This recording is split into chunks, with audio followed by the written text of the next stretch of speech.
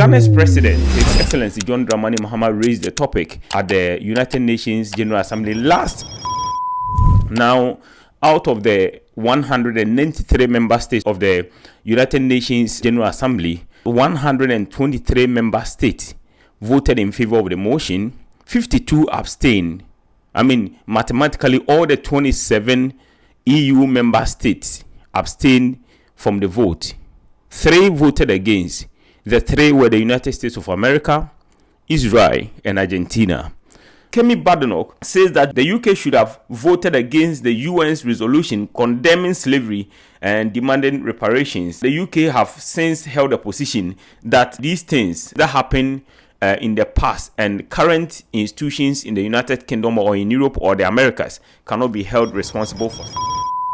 I believe the reasons that the United Kingdom stated is a hypocritical stance because in their societies, there are liabilities, direct liabilities, and indirect liabilities. We've seen situations where a child does something and the parents are held accountable. The parents may not be the one who committed the crime, but in some cases, it is proven that they created a conducive environment for that crime to be committed.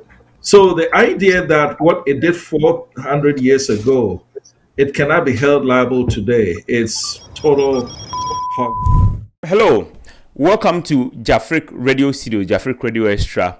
Today we are continuing the discussion that we started the other day about the United Nations General Assembly's resolution on what they describe as the gravest sin or crime against humanity concerning the transatlantic slave trade that took place some 200 years ago, where African natives were forced out of the African continent without their own volition, without their own will, to go and engage in slavery towards the building and development of Europe and the Americas. And Ghana's president, His Excellency John Dramani Mahama, raised the topic at the United Nations General Assembly last September. That was when he moved the motion. Now, out of the 193 member states of the United Nations General Assembly, they put that to vote. Out of that, 123 member states voted in favor of the motion. 52 abstained. Mathematically, all the 27 EU member states abstained from the vote. 3 voted against. The 3 were the United States of America, Israel, and Argentina. The positions of these 3 countries have been well articulated. The Israeli representative has spoken about the reasons why the nation of Israel decided to vote against it as the gravest crime against humanity. And in their explanation, they are saying that if they vote for the motion, it means that some incidences like the Holocaust, where Jews were attacked, in terms of what happened during the Adolf Hitler era, are all going to find ways and means to have an impact on how the globe views such activities in terms of how human beings are created. But interestingly, the leader of the United Kingdom's Conservative Party, she's a Nigerian. Her name is Kemi BADENOCH. She has taken an interesting position. The United Kingdom abstained from the voting. In fact, they were part of the 52 nations that decided that they were not going to vote on the subject matter.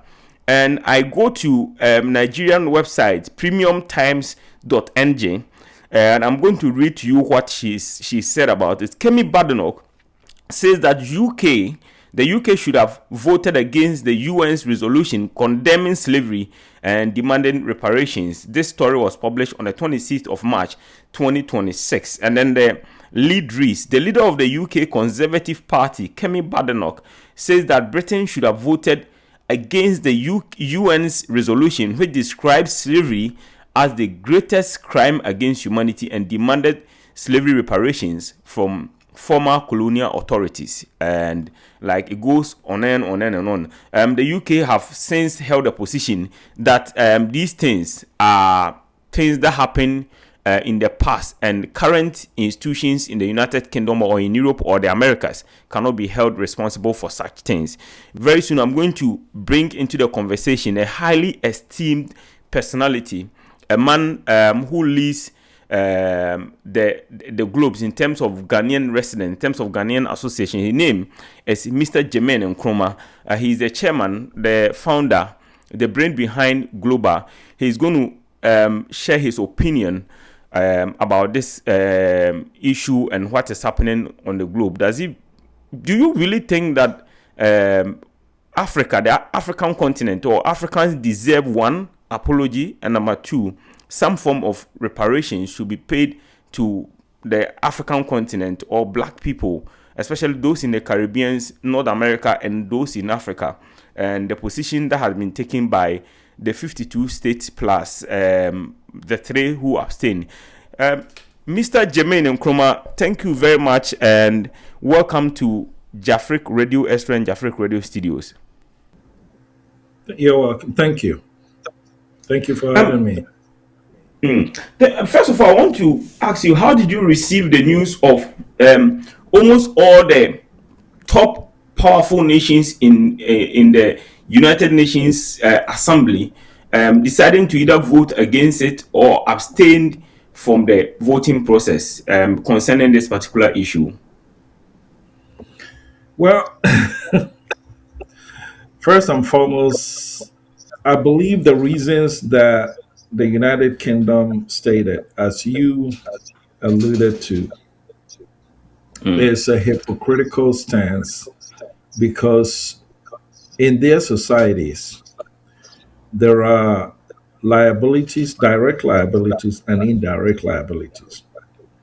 We've seen situations where a child does something and the parents are held accountable. The parents may not be the one who committed the crime, but in some cases, it is proven that they created a conducive environment for that crime to be committed. In this case, the countries, and you see, countries do not have lifespans. Okay? What Ghana did 1957,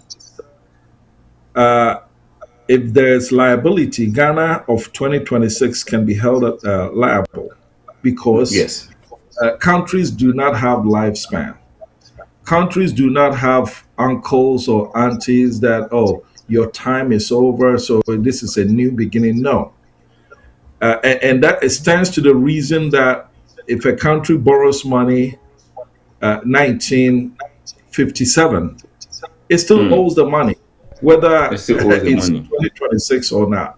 So the idea that something happened in the past, historically, centuries ago, and these current this country, United Kingdom did not go from United Kingdom to a different name.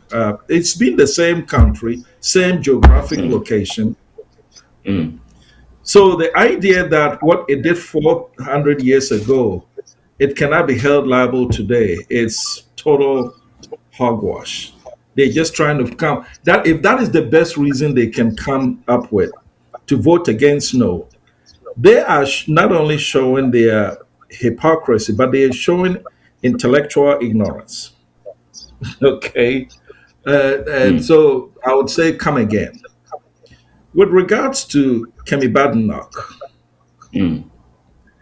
a child of Nigerian parents, born in United Kingdom, gone back to live in Lagos for, I believe, 7 years or so, comes back to United Kingdom, marries her husband, Caucasian, I don't have any problem with that, and for some reason gets involved with the Conservative Party and rises to the position of the leader of the Conservative Party.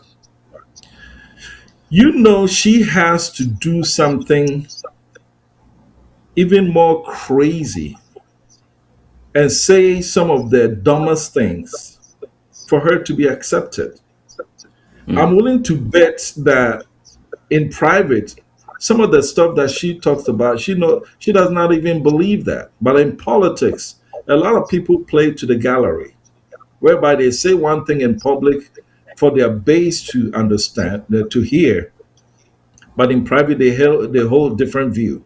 Here in the United States, we've seen politicians who say one thing in public about their support for the president, and then in private they say completely different things. So in the case of Kemi Badenoch, I'm not surprised she's saying that, But Mr. I, Nkkrumah, she opined the position that she believes that the United Kingdom fought rigorously for the transatlantic slave trade to come to an end. So, in that sense, because the UK contributed their quota in terms of the fight against slavery, back then the UK has already like paid whatever forms of restitution or whatever that the African continent or Africans are seeking at the UK. So the UK should have voted against it.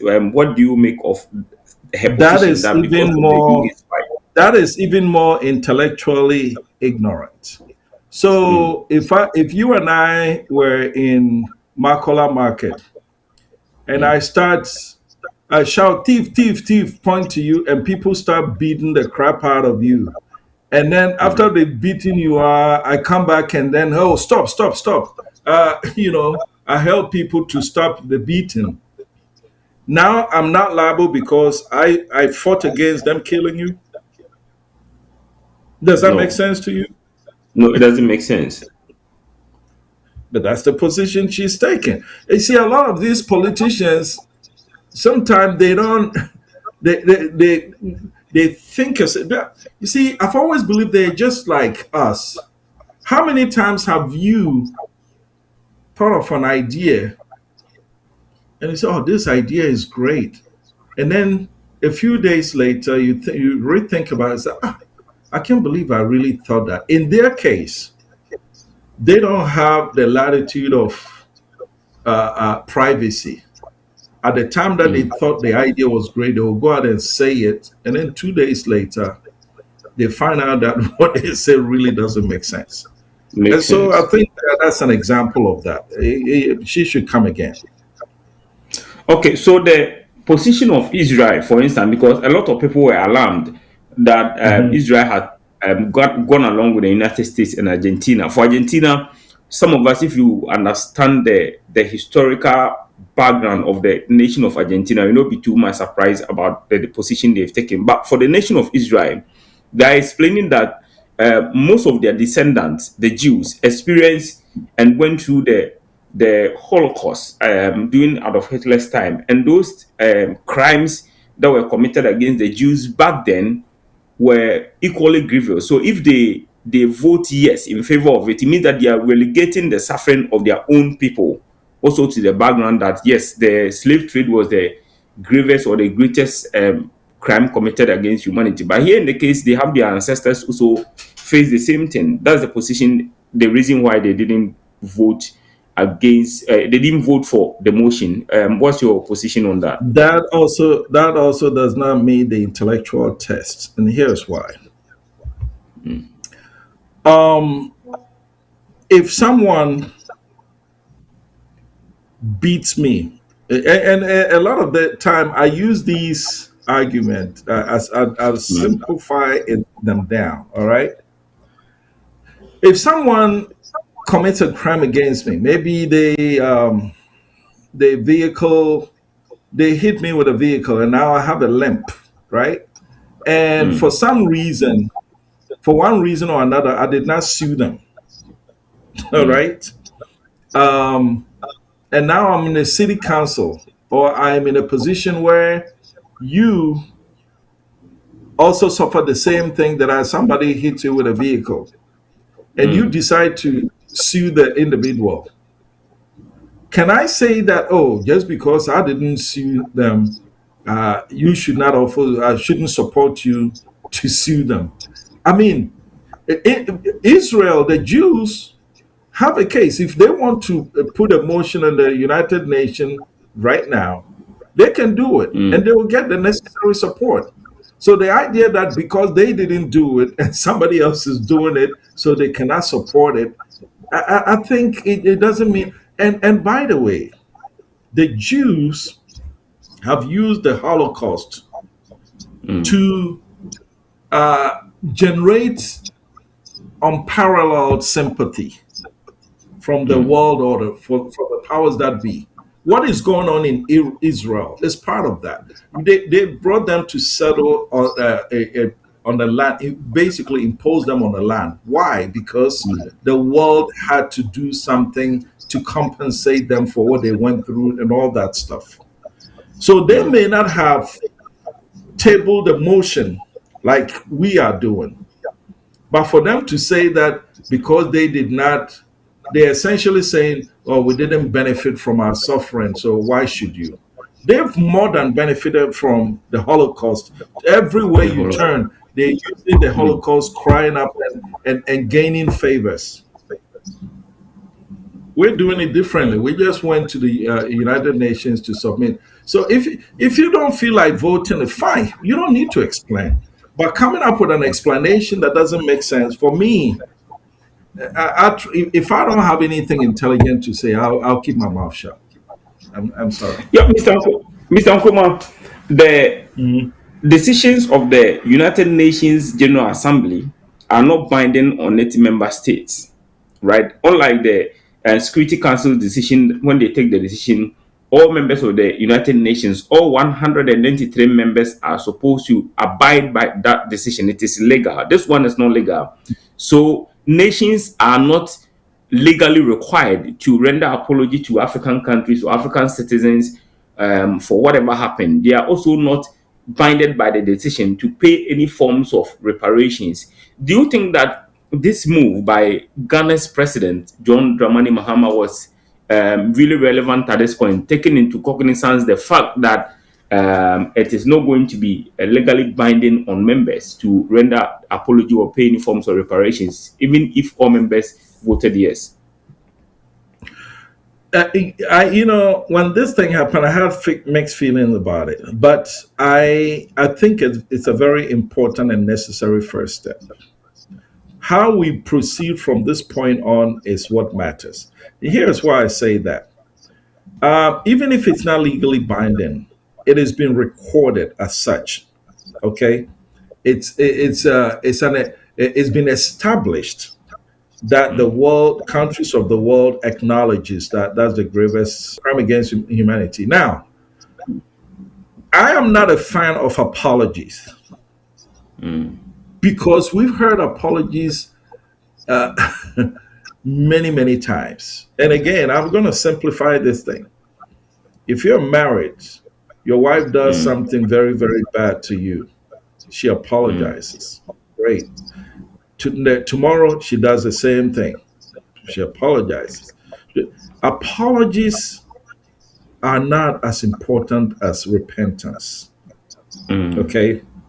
So, if the person repents and is willing to change their way, that's what matters. And so for me, the first step has been established. Yes, they acknowledge it was a crime against the gravest crime against humanity. What's next? People are talking about financial reparation. That's where I believe we have to be extremely careful. Here's why. You have a world body, different races, whites, Hispanic. Most of the world already looked down on Africans, people of black descent, African descent, right? And for me, I happen to think it's out of ignorance because the playing field has never been level. If you put two people on a level playing field and one outperforms the other, great. But the level playing field has never been the same. And so those who look down on black people, they're not factoring in a whole lot. But if the people already have this kind of sentiments against people of African descent now, wait until a huge chunk of money has been paid. And let's say we come up with a way where every country, predominantly black country, gets a certain amount, right? The question is, do we have the policies in place to ensure that the money is put to good use to lift us up where we're becoming competitive in the world. I don't think, as I speak to you today, we have those things in place. So it would not be unusual for countries that get this money, politicians will embezzle them and everything. And after all that money has been paid, we're back to the same thing, and black people are still downtrodden and everything. When that happens, if you think they look down upon us now, you can only imagine what they would say. Oh, we gave them all that money and look at it. Now they're even worse off than blah, blah, blah. So that is why I really don't, I'm not in the camp of financial reparation. I'm in the camp of let's put the policies, international policies in place, enforceable policies that will level the playing field. Because I have no doubt in my mind that whenever and wherever the playing field has been leveled, blacks can compete with any group of people in the world. And I'm not saying we're smarter than them or anybody else. I'm just saying that we can hold our own in any given environment. It's just that we have never really played on the level playing field with anybody. So if there's going to be any reparation, I truly believe we should look at where making sure that in the international world order, the playing field has been leveled and enforceable, so that nobody, imperialists, the neocolonialism and all those things are out of the window. And let's compete mano a mano and see what I believe. If we do that, we will rise to the top and will compete very effectively. Mr. Nkkrumah, what do you also make of the position or people who belong to the school of thought that, look, people are still complaining about reparations, rendering apology, but in this case, African leaders are still sitting aloof and allowing big multinationals from these same countries who either abstained or voted no against the motion to even render a mere apology or not being forced to pay any forms of reparations. Multinationals, huge multinationals from these countries are still coming into African countries with their companies, exploiting African resources and still taking it to their home countries. And African leaders, those who are going for the apology and reparations, are still sitting aloof and allowing these things to continue to go on and go on and go on.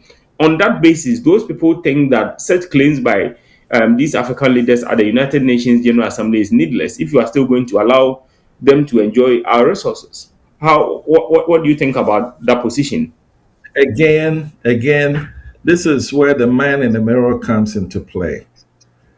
I don't remember the Chinese ambassador once said that they don't know where the gold is in Ghana. It takes Ghanaians to take them there to mine it, right? I mean, it's us. When people come down to take our resources on the cheap, that's us.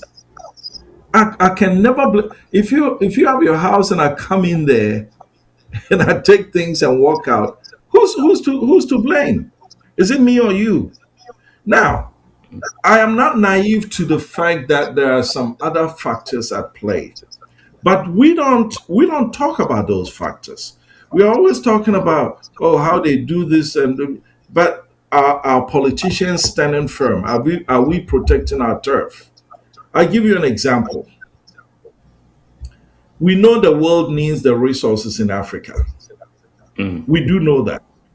What is stopping African Union from calling up all ministers on the continent, ministers of resources, however they are named in their country, bring them to Addis Ababa, lock them in the door, lock them in the room and say, you come up with a uniform exploration agreement that is the same in Madagascar as you find in Senegal. Same you find in Kenya, the same numbers. If you want gold, whatever the percentage that you guys agree on, that is what that agreement is in Angola, Ghana, Sudan, everywhere. And the country that goes below that, there's going to be sanctions. I mean, if we do that, these people, when they feel like wherever they go, they will get the same, they'll play ball. But because we have not done that, I come to Ghana and I want your oil for cheap. If you don't play ball, I get on the I'll get on the plane and go down to another country that needs the money more than you do, and I get it for cheap. And the same with gold, with all kinds of resources. And so, when it comes to that, I blame us. As far as apology is concerned, I've already said that me, unless there's a true repentance, I'm not even interested in apologies. I think on one of my shows I mentioned that. Save your apology if you're not going to change your ways. I mean, what point is it that United States Congress may issue an apology for slavery, and then you keep putting black people down in America? Does that make sense? No. Makes sense. If you're not going to repent in your ways and put the things in place to correct it. In fact, let me put it this way. When someone commits a crime, there are two ways that they are punished. They are punished on the civil side or on the criminal side. Criminal side. Now, so back to this reparation agreement that we're talking about. If there's monetary compensation and people are held, they are forced to do things that they ordinarily would not do. For example, nothing comes to mind right now, but in terms of the policies that need to be put in place for enforceably put in place for the playing field to be leveled, where you can no longer go and bomb somebody because you're so and so and so, you're powerful or what. The world order needs to be strengthened, because unless the world order is strengthened, there's always going to be people are going to misbehave. The big countries are going to misbehave. We're seeing an evidence of it, example of it right now in Iran. All right, and so for me, it's not about financial reparation. It's about putting the things in place to make the playing field level, and that's not an easy thing to do. But if we can accomplish that, I think the money will come in. The money will follow. Okay, so we have the United States of America. Argentina is not a powerful nation, so we might not end up counting them. But the UK, the US, Canada, Australia, Japan, France, Spain, Italy. These are, I mean, you might, for want of a better word, call them powerhouses in terms of global discussions, including the Germans. All these nations either voted against it or abstained from it. How do you expect African leadership, to maintain their relationship with these nations going forward? You see, sometimes we don't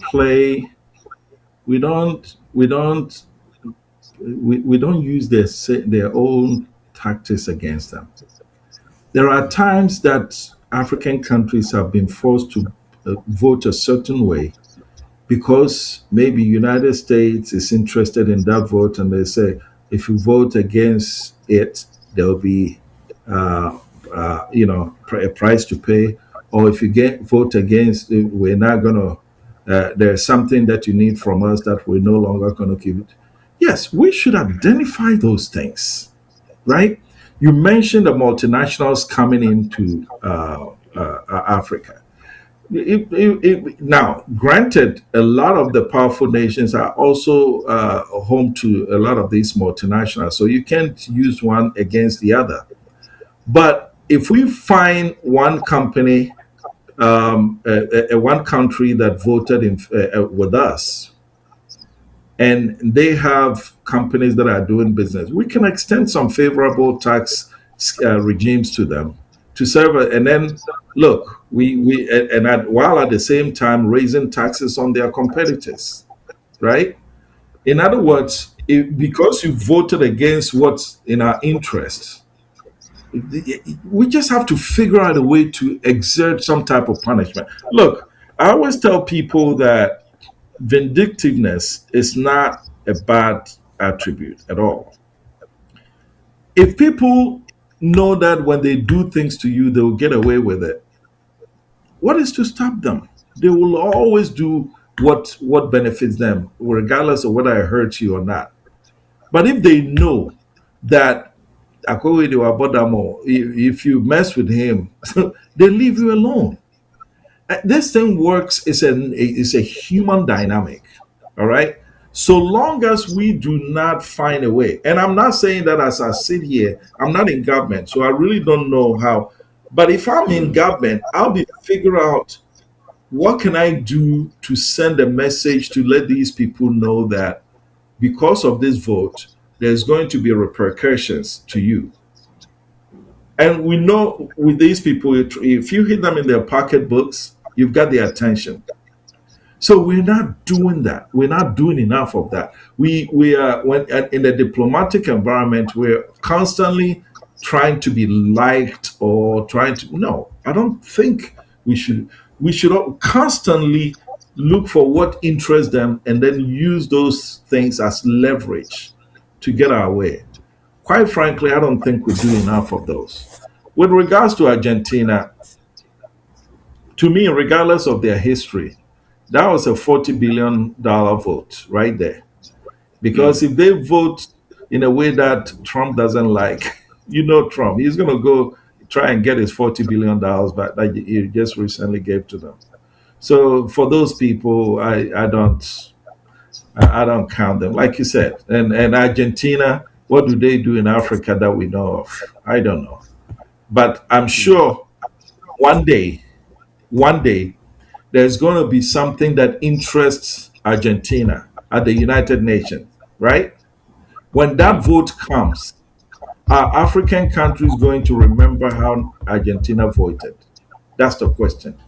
Because we are always the nice and forgiving type. Oh, as for this, the Argentina is also a developing country. So yes, we'll stand with them, forgetting that they voted against us when we needed them to. Oh, it goes both ways. Argentina should suffer a no vote the next time that they also need something done very badly at the United Nations. So back to we are almost wrapping up the conversation on the UN General Assembly's decision, and Mhm. last two questions on this. Number one, I want to find out from you: um, do you think that majority of the 123 member states who voted for the motion, majority of them Mhm. are African countries, and those from the CARICOM country, the Caribbeans, and Mhm. some portion of the Asian continent. Um, if you minus China, Russia, India, almost all the Mhm. big guns didn't vote for the motion. Are you sort of worried by the lack of heavyweight behind the yet vote, and like maybe some people view it as like sort of a relegation? It's not a relevant subject matter because or just the African continent and the CARICOM countries and the likes of Singapore and Malaysia who voted him.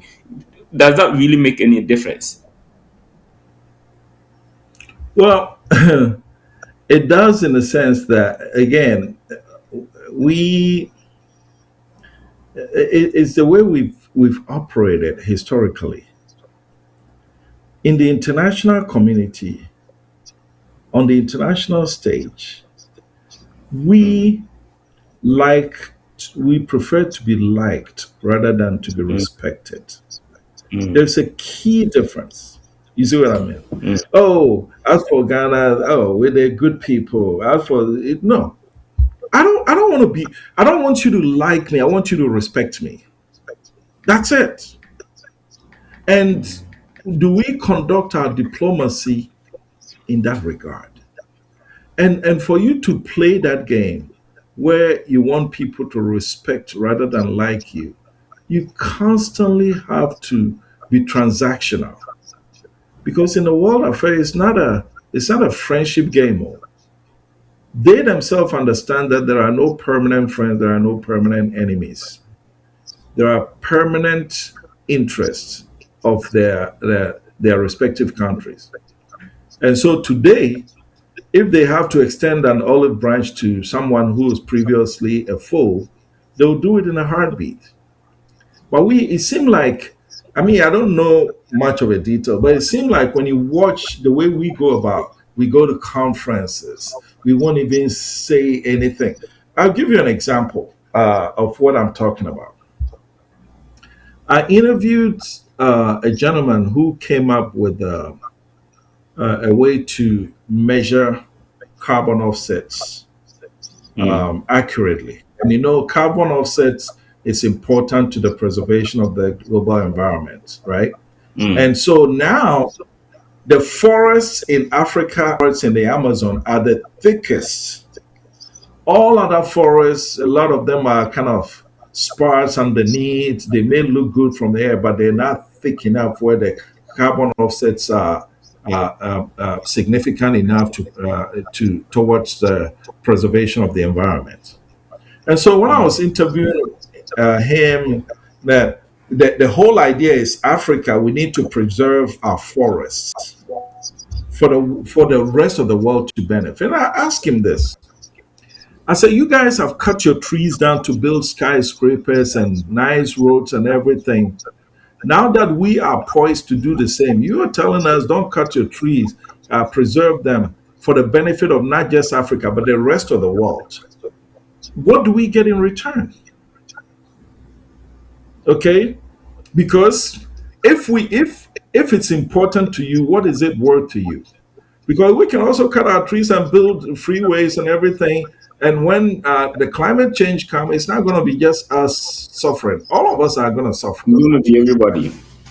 Yes, it's going to be everybody. So we need to. And have you ever seen any African politician or diplomat making this kind of argument when they are discussing what do you call it? What do you call it? Environmental conferences or not? No, they go there and sit down. They'll say the politically correct thing, and that's exactly what I'm talking about. We need to really make the push, make the argument, leverage them. So if they come out and say, "Oh, we'll pay you for $50 per ton of offset," they say, "No, we want $5,000. Take it or leave it," because it's important to them. We will have to negotiate and make sure that they pay a higher price if we're not going to cut down our trees. So historically, I think we've played the game to be liked instead of playing the game to be respected. And for me, this reparation thing is one of those. Yes, it's again, I maintain it's an important first step, but how we proceed from this point on is what's going to tell us if we're serious or not. If it's just, give us some money and then that's the end of the story, I'm not a part of that, because I guarantee you that money will find their way into private pockets, and Africa would never get any benefits out of it. In the end, we would have worsened the prejudices that the world has against Africa. You see what I mean? Africa. Until we have things in place to guide monies that come into the national coffers in Africa, I wouldn't focus on financial reparation. I would focus on maintaining a level playing field, laws that are enforceable internationally. If you're England, if you're France, you cannot go to Africa and do ABC. You know, that's what I'm talking about. Okay, so we are wrapping up the conversation on this subject matter of the United Nations General Assembly, and you mentioned a very key and interesting point about a transactional relationship when you are dealing with anyone, basically. Now you look at the African Union's assembly. Anytime they sit in and they are taking any defining decision that concerns the African citizen on the African continent or anywhere in the world, the European Union's representatives are sitting in, and they are listening to every conversation, they are listening to every decision that is being taken by the AU that is going to be binding on member state of the AU. Now, when you reverse it, when you flip it, anytime the AU are holding their conferences, or those in the within the America space are holding their conferences, they don't have any, they don't extend any form of invitation to Africans from the AU to also go and represent and listen to the decisions that they are making. What do you think has sort of rendered African leadership so powerless to the extent that when it comes to these things, we cannot say that no, this time around, we don't need you, any AU representative or delegate, to come here and listen to our conversation. This is a closed door meeting for Africans. What do you think has rendered Africans such to that level of powerlessness is, and what do you think should be done to stop that? That going forward, anything that we do should be strictly from the African's perspective and not influenced by external factors like the EU and the rest. I see you are You know, smiling. when you started a question, I was going to ask you, do we get to sit in on their decision making deliberation? And you already answered it. So what's good for the good is good for the gander. Do you really need to be told this? And if you're not, you see, sometimes, sometimes what the people that we consider our leaders, I'm going to tell you, um,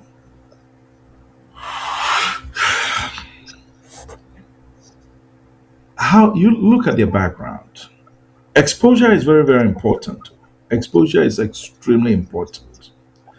I know of a minister who was a doctor. Granted, he was a physician. A physician, in normal terms, is actually pretty well educated. Yeah. We managed to get a meeting with a very important company. It was an airline, actually. We managed to get the airline executives to meet us at City Hall. I'm not going to mention this minister's name. And the minister went with us. We were trying to get a direct flight from Houston to Accra. So my friend and I, we had traffic data and all the information that but because he's the minister, we gave him the courtesy of having the first word when we sat down. This minister opened his mouth and he was begging, "Oh, please, when you come, it will really help us." So we really, and my friend and I are sitting there, it's like, are you kidding me? Right? These people don't get on an airplane to come to Africa because they love us. They don't. And here's another proof why they don't.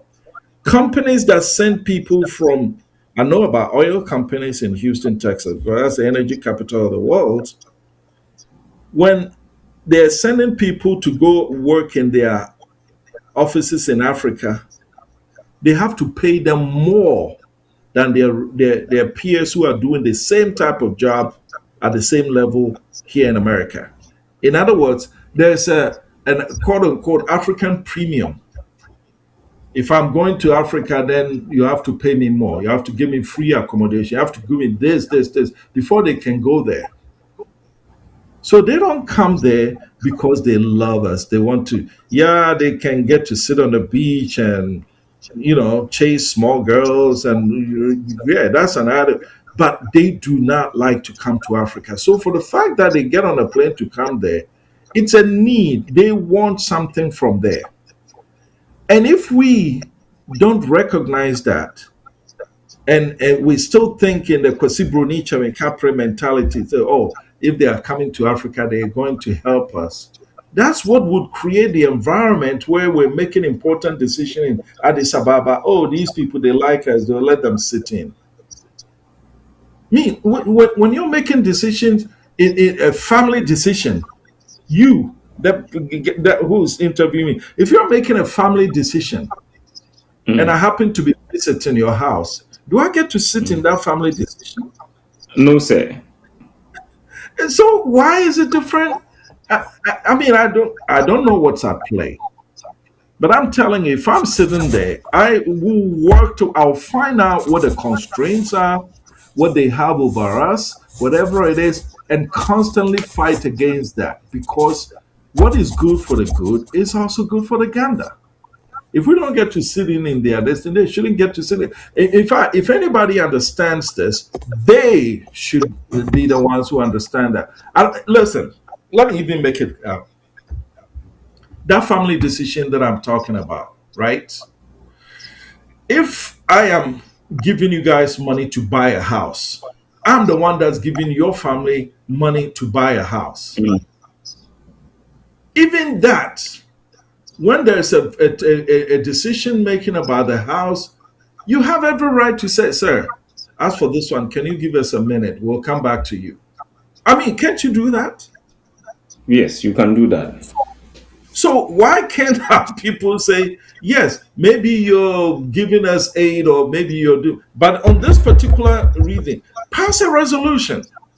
Come up with, if we have to meet about matters that do not concern the European Union, we don't want European Union there. Or you can even say that when we're doing African, pass a resolution.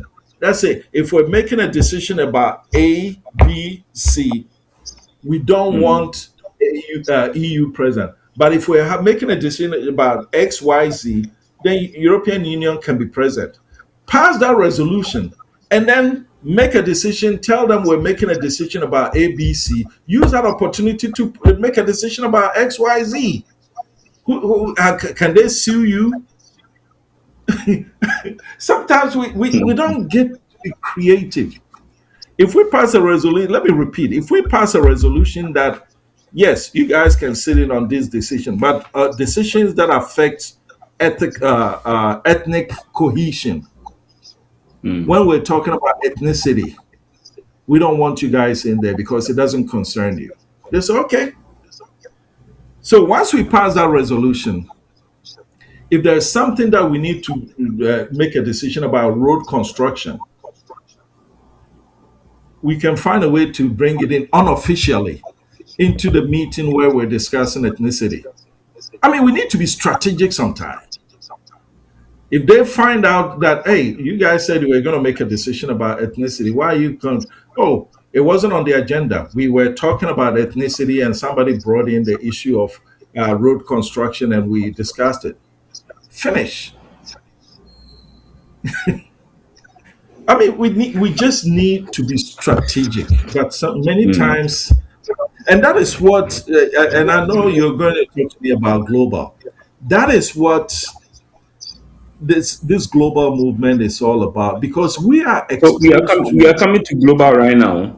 If you've joined the conversation, we are speaking to Mr. Jermaine Nkkrumah, the chairman for Global Diaspora Council, sort of an association for Ghanaians everywhere in the world. The 193 recognizable member states of the United Nations, everywhere the Ghanaians are. He is the council chairman for that association. They've been having discussions about the position or the motion that was raised by Ghana's President, His Excellency John Dramani Mahama, the United Nations General Assembly, on the transatlantic slave trade that took place some 200 years ago, and the need to apologize and pay some form of restitution to Africans or the African continent. That is the discussion we've been having. He's been sharing his opinion about what Kemi BADENOCH said about it, what Israel have also said, and I mean a lot of stuff. The position that he feels the African Union should take going forward in relations to the 52 nations who abstained, plus the 3, America, Israel, and Argentina, who voted against the motion. That's the conversation we've been having today. Don't forget that this program is proudly sponsored by Bayside Modeling Agency, together with Mama Efe Salon, Mama Amazing Grace Enterprise, as well as Africa Home Touch Restaurant at Roppongi here in Tokyo. We are going to shift the conversation a little bit from what we are currently talking about to go and discuss about the Global Diaspora Council. Once Mr. Nkkrumah is here, he's going to tell us what the council is about, what they do, and I mean, in essence, some of the milestones that they've achieved.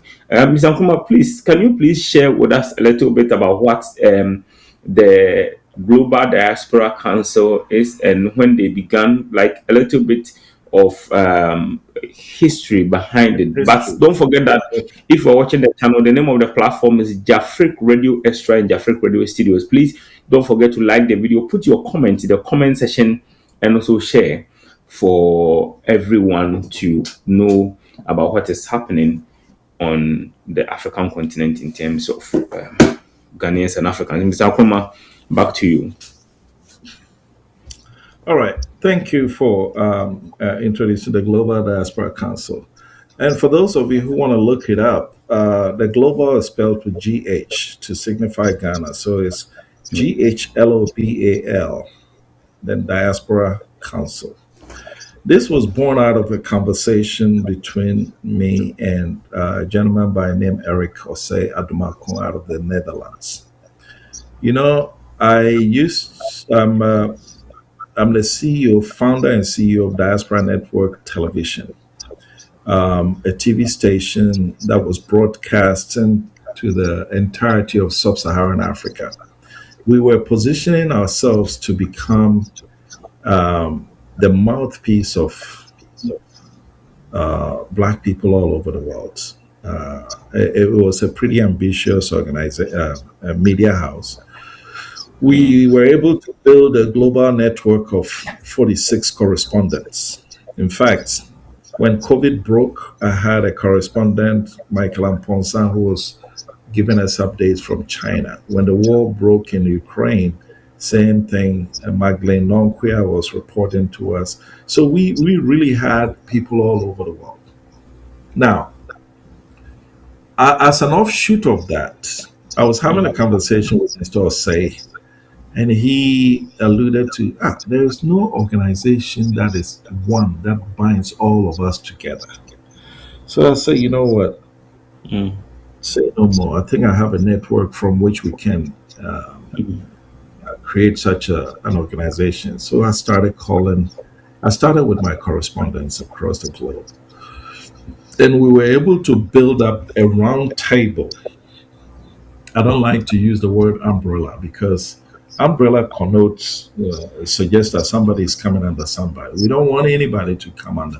We want everybody to come sit around a big round table so that we can all brainstorm on how we can leverage the exposure that we've gotten living abroad to bring it to bear to help Mother Ghana. Because money alone will not solve Ghana's problem, but an exposure to how things work in the rest of the world, it's what it's going to take. And so we've been able to build representations from 49 countries plus the AU's 6th region. In Japan, our representative is country rep is Samuel Anin Pop. But Samuel also was also the correspondent for DNT from Japan. So I've known Samuel for a long time. Yeah. And so we're building these networks, and thank God people have responded massively. And as we're talking, the diaspora is growing. We've gotten the attention of the government at home. His Excellency John Dramani Mahama, President of the Republic, has designated the entire Ghanaian diaspora as the 17th region. And as we speak, we're working on how to institutionalize that designation so that the diaspora becomes an actual region. It may be virtual. It may not be geographically specific, a part of Ghana. But as a 17th region, there's a lot of give and take. What we need from the country that every region does and what we can contribute far more than every region does. You would be, it may interest you to know that the estimated 10% of Ghanaians who live outside the shores of Ghana earn more than the 90% who live inside the country. You see what I mean? And so we have a lot of resources to bring to the table, even beyond, like I said, money. But it takes institutionalizing certain things. And by the way, let me also say, remember I was talking about leveling the playing field with regards to the reparation, right? The playing field is not level for those of us who live abroad going home to do business because there are no built-in protections. When someone takes your land, they usually get away with it because you live far. They can call the case multiple times. Each time they call you, fly home. The day you don't show up is the day they'll rule, and then you lose your land. Businesses, there's so many things. And so we want to sit with the government and iron all these out and say, if we're going to come in with this massive resources to help the country, what do we get in return? That's what global is all about. And right now, I can tell you we're in a very, very good trajectory. What is your membership size? If all the, that's a good question. We work on a delegate system. The estimated size of the Ghanaian population in a country determines how many delegates they get. And so with Samuel Anim being our country rep, he's required to bring in a second person as an alternate rep, so that if he's doing something and he's busy, that person can attend in his stead. So every member, every represented country has a minimum of two, the rep and the alternate rep. So a country like Uruguay, there's only less than 500 Ghanaians there. So the country rep and the alternate rep are the only two delegates. They don't get assigned anymore. But with Japan, I'm not looking at the numbers right now, but Japan, based on your estimated Ghanaian population size, Japan may get, say, 5 delegates. And it's up to the country rep to make sure that, okay, me, 1, my alternate rep, 2, the 3 seats, I'm going to give one to the leader of the Ghana Association, the leader of, say, the Nurses Association, the most influential organizations within the Ghanaian community in Japan.